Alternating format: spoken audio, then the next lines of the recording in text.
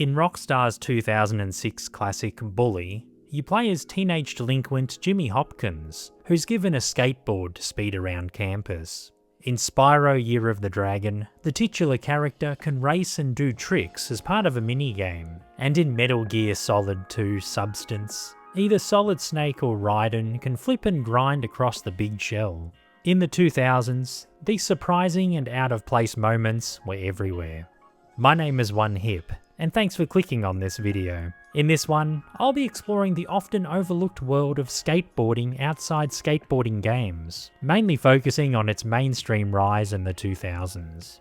But to find out how this sport made its way outside of its own genre, let's explore its humble beginnings in the 8-bit era.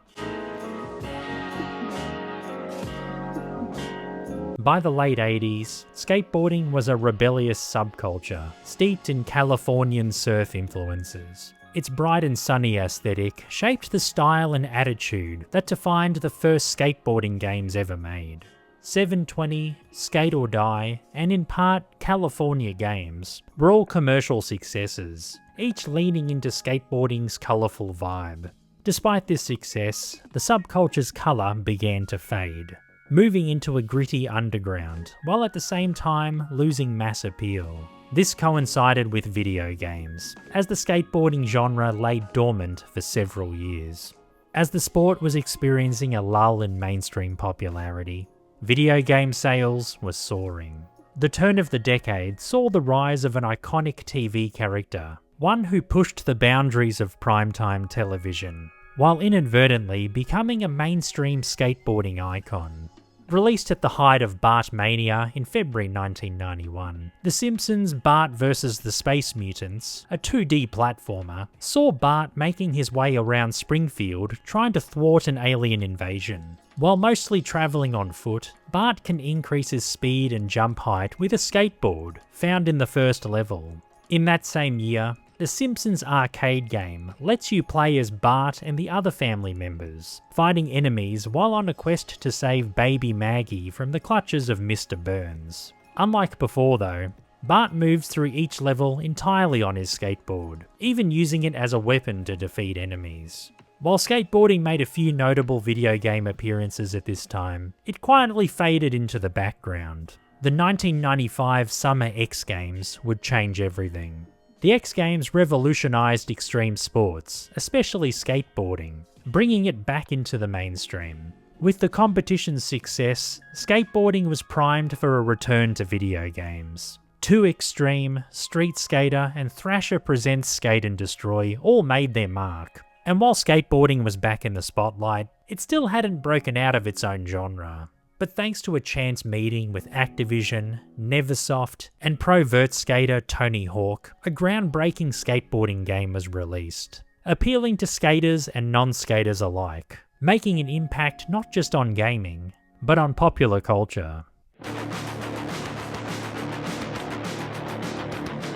Tony Hawk's Pro Skater was released in September 1999 to critical and commercial acclaim, being praised for revolutionising the skateboarding genre. Its pick-up and play controls, strong level design, and pioneering goal system appealed to more than just skaters, making skateboarding more accessible while feeling cool again. While similar games were released around the same time, none of them had the cultural impact of Pro Skater. Skateboarding had become more than a genre. It was now a trend that could be added into almost any game. Other developers knew this. Spyro Year of the Dragon, released in 2000, features a minigame where Spyro can skate and do tricks, completing races and score events. According to its developer, Insomniac Games, they wanted to capitalise on the rising popularity of skate culture, replacing the original idea of a rideable squid with a skateboard. This concept would spread to other genres. In Metal Gear Solid 2 Substance, Solid Snake or Raiden can shred across the big shell, while achieving Tony Hawk-like goals. Exclusive to the PlayStation 2, this was an in-game demo for Konami's upcoming skate game, Evolution Skateboarding, making this segment more of a promotional tool rather than a creative idea. And in 2006, Capcom's Dead Rising made a skateboard a multi-purpose item, much like Bart did years earlier. Kingdom Hearts 2 would take a similar idea to what Spyro introduced 6 years earlier, but broadened its usability. The skateboard challenges are set across several worlds, rather than just in an isolated area, making this improved feature a recurring one, rather than just a one-off like before. For Konami, skateboarding was used to promote their own game, and for other developers, its inclusion was a reaction to the success of the Tony Hawk franchise. But an iconic PlayStation duo made the concept more than just a tie-in. In Jak 2 and 3, the jetboard wasn't just an optional mini-game, it became central to the game's core mechanics. As well as being used to travel across levels, the spirited duo can also perform combos, use speed boosts, and take out enemies with it. And the kicker?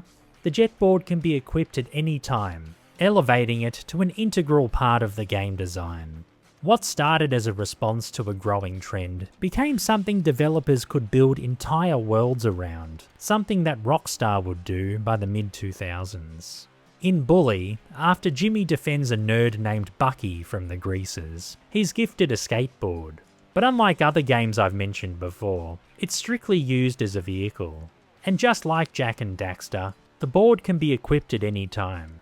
At this point, skateboards in non-skateboarding games marked the trend's endpoint, culminating in a story about teenage identity and rebellion, both synonymous with the sport. It felt like skateboarding belonged, rather than just being an addition. But in the skateboarding game space, Tony Hawk's crown was slipping. A new and more grounded franchise would be released, changing how the genre was approached. Thanks for still being here. If you want to see more videos like this, be sure to subscribe to the channel. I appreciate the support as always. Anyway, back to the video. As the Tony Hawk franchise declined in popularity, so did skateboarding in other games. EA Skate offered a more realistic take, introducing the flickered control scheme. Gone were the face buttons of the past. The right stick now controlled tricks. This idea changed how skateboarding games were approached, marking a shift in game design. Casual players felt alienated by the new controls. For developers, implementing Skate's controls became a tall order, and as such, skateboarding in other games was no longer everywhere. While not everywhere like the early 2000s, skateboarding has appeared in a few modern titles. Road 96 Mile Zero uses skateboarding to push its narrative forward through surreal, music-driven sequences. Bomb Rush Cyberpunk allows you to use a skateboard to move around the city to spray graffiti. And in even more recent memory, High on Life 2 lets the player use a board to move around the open world, complete with a homage to skate games of the past. In the modern gaming sphere, skateboarding lives on through a much smaller lens. Before 1999, skateboarding was rarely seen outside of its own genre, but the release of Tony Hawk's Pro Skater changed everything. Its success coincided with the mainstream rise of skate culture, spurring developers to make this once underground pursuit a part of their own games. Even something as simple as a skateboard mini-game was enough to be part of the trend. In the early 2000s, skateboarding in other games was a desired feature, but a revolutionary title changed everything once again. EA Skate paved the way for a more simulation-based approach to the genre, one that became difficult to implement in non-skateboarding games. Including skateboarding in a 2000s game wasn't just an abstract idea, it was a reflection of skate culture's low barrier to entry, and it was everywhere.